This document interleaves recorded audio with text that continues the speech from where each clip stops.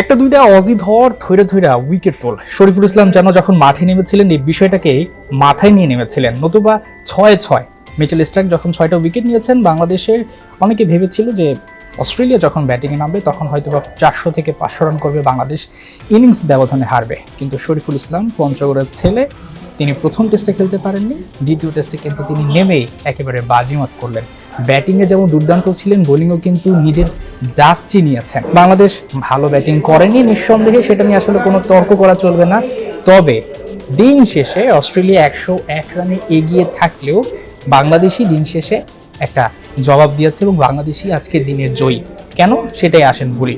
ঠিক যখন অস্ট্রেলিয়ার এক একটা উইকেট পড়ছিল, বাংলাদেশিদের সেলিব্রেশন আপনারা দেখতে পেয়েছেন এবং বলগুলো যদি আপনি একটু ভালো মতো খেয়াল করেন, হাইলাইটসটা দেখেন যে বাংলাদেশ প্রত্যেকটা বলার খুব পরিকল্পনা অনুযায়ী বোলিংটা করেছে।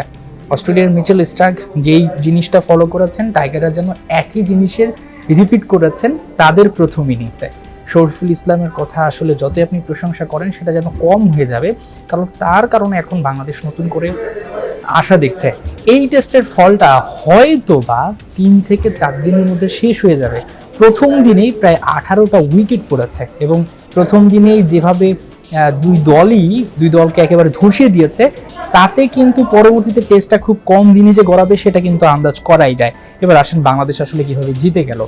118 রান যখন অস্ট্রেলিয়ার, তখন হয়তো বা কেউ ভাবেননি যে শরীফুল ইসলাম 5 উইকেট পাবেন টেস্ট ক্যারিয়ারে কিংবা 6 উইকেট পাবেন, মিচেল স্টার্ককে একটা দারুণ জবাব দিবেন। সবাই হয়তো ভেবেছিল যেভাবে আসলে তারা 4-5 রান রেটে এগুচ্ছে, তাতে হয়তো বা আজকের দিনে অনেক রান হবে। এবং অস্ট্রেলিয়ার আপনি যদি প্যাট কামিন্সের পরবর্তীতে 7 কিংবা 8 উইকেটের পর তাকে যতবারই ক্যামেরায় দেখিয়েছে, তিনি আসলে মাথা চুলকাচ্ছেন, তিনি বুঝতে পারছেন না যে এই বাংলাদেশকে যে কোনোভাবেই আমরা যাচ্ছি ধসিয়ে দিতে, কিন্তু বাংলাদেশ যেন ধ্বংসস্তূপ থেকে আবার উঠে দাঁড়াচ্ছে। ঠিক ডারউইন টেস্টে আপনাদের মনে রয়েছে, অস্ট্রেলিয়া যখন একেবারে 200-র মধ্যে কম রান অল আউট হয়ে গেল, তারা হয়তো ভেবেছিল যে তাদের যে শক্তি সামর্থ্য রয়েছে পেস বোলিং অ্যাটাকে, সেটা দিয়ে বাংলাদেশকে ধসিয়ে দিবে। কিন্তু বাংলাদেশ খুবই কাম অ্যান্ড কুল থেকে সেখান থেকে কিন্তু উঠে দাঁড়িয়েছে। একইভাবে আজকে বিষয়টা উল্টো, আজকে বোলাররা সেটা করেছে মাত্র 64 রান, যেখানে হয়তো বা সবাই ভেবেছিল যে বাংলাদেশ ঠিক ইন্ডিয়া খুব সম্ভবত 36 রান অল আউট হয়ে গিয়েছিল, সেটারই একটা পুনরাবৃত্তি ঘটতে যাচ্ছে যখন 12 রানে 5 উইকেট পড়ে যায়। সেখানে মুশফিকুর রহিম, টাইগুল ইসলাম, হাসান মাহমুদ, শরীফুল ইসলাম তারা চেষ্টা করে একটা পর্যায়ে নিয়ে গেছে 64 রান। তো এখানে যখন বাংলাদেশ 64 রান করলো, পুরো দায়িত্বটাই আসে বোলারদের উপর এবং বোলারদের মধ্যে ইবাদত হোসেনকে সরিয়ে শরীফুল ইসলামকে এই ম্যাচে নিয়ে আসা হয়েছে। এই যে একটা পরিবর্তন, যে বাংলাদেশের পেসারদের মধ্যে একজন বাহাতি থাকুক, যেটা অস্ট্রেলিয়ার রয়েছে, সেটা কিছুটা হলেও বাংলাদেশকে ফায়দা দিবে। সেই ফায়দাটা কিন্তু দিয়েছে। অর্থাৎ বাংলাদেশের যারা নির্বাচক রয়েছেন তাদের অবশ্যই প্রশংসা করতে হয় এবং তাদের যে প্রশংসাটা আপনি করবেন সেই কাজটা করে দিয়েছেন শরীফুল ইসলাম। ঠিক যেন মিচেল স্টার্কের ওই ব্যাপারটাই বাংলাদেশি ভার্সনে আমরা দেখতে পেলাম, যে কিভাবে mighty Australia, Travis Head, Steve Smith তাদেরকে নাকানি চুবানি দেয়া যায়, শরীফুল ইসলাম সেটাই করলেন।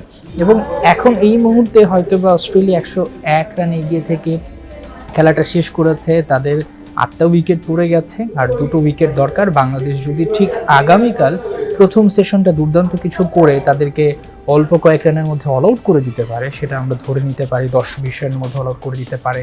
অর্থাৎ যে কোনোভাবে যদি 120-এর মধ্যে যদি লিডটা রাখা যায়, তাও আমরা একটু হলো আশা করতে পারি বাংলাদেশ ফাইট করবে। যারা সকালবেলাটা দেখেননি কিন্তু পরবর্তীতে দেখে হয়তো বা আপনারা একটু হলেও দ্বিধাদ্বন্দ্বের মধ্যে পড়ে গেছেন যে অস্ট্রেলিয়া হয়তো বা প্রথমে ব্যাটিং করছে, কারণ যখন আপনি স্কোরবোর্ডটা দেখবেন তখন তো আপনি একটু অবাক হবেনই যে এত কম রানে বাংলাদেশ অল আউট হয়ে গেল এবং অস্ট্রেলিয়া নেমে গেল। এখন তাদের জন্য ব্যাপারটা হচ্ছে এরকম যে বাংলাদেশ অস্ট্রেলিয়াকেও একেবারে ডুবিয়ে দিয়েছে, সে ব্যাপারটা আপনি এনজয় করতে পারেন। এবং অস্ট্রেলিয়া যেভাবে পেস বোলিং অ্যাটাক দিয়ে বাংলাদেশকে নাকানি চুবানি দিয়েছে, বাংলাদেশ এটার পাল্টা জবাব দিতে যে পারে, এটা কোনো অ্যাক্সিডেন্ট নয়, এটা কোনো কাকতালীয় ব্যাপার নয়। এই যে ভিড়টা, এটাতে আমি বলবো আজকে বাংলাদেশ জিতে গেছে। এই যে দিনের জবাব দিনেই দেয়া, হয়তো বা তাদের লিডটা একটু বেশি হয়ে গেছে বা তাদের স্কোরবোর্ডে বাংলাদেশের চাইতে রানটা বেশি, কিন্তু একটা ব্যাপার এখানে খুবই ভালো লেগেছে যে টেস্ট ক্রিকেটের যে মজাটা, যে বাংলাদেশকে ছোট করে দেখা, বাংলাদেশ হয়তো বা চোখে চোখ রেখে লড়তে পারবে না, সেখানটায় কিন্তু আপনি এখন আর কথা বলতে পারবেন না। তাই এই টেস্টের ভবিষ্যৎ যারা আগেই ধরে নিয়েছেন যে বাংলাদেশ যখন 64 রান অল আউট হয়ে গেছে তার মানে বাংলাদেশ টেস্ট থেকে ছিটকে গেছে, হ্যাঁ প্রথম সেশনটা ভালো যায়নি, কিন্তু আপনাকে বুঝতে হবে টেস্টের প্রত্যেকটা সেশনের এক একটা রং রয়েছে। সেই রংটা বাংলাদেশ প্রথম সেশনে হারিয়েছে, তবে পরবর্তী সেশনগুলো ধরে নিতে হবে আপনার বাংলাদেশে। অস্ট্রেলিয়া যতই এগিয়ে থাকুক না কেন, তাদের যে ওই ব্যাটিং লাইনারটাকে একেবারে ভেঙে তছনছ করে দেওয়া গেছে, সেখানে তো বাংলাদেশ জিতে গেছে। শরীফুল ইসলাম 6টা উইকেট পেয়েছেন, তার জন্য অবশ্যই শুভকামনা রইল। এবং বাংলাদেশের এবারে দায়িত্বটা নিতে হবে ব্যাটারদের, তাদের আগে থেকে মানসিকভাবে এই ব্যাপারটা রাখতে হবে যে এখানে অস্ট্রেলিয়ান বোলাররা আরও একবার বাংলাদেশের উপর ঝাঁপিয়ে পড়ার চেষ্টা করবেন।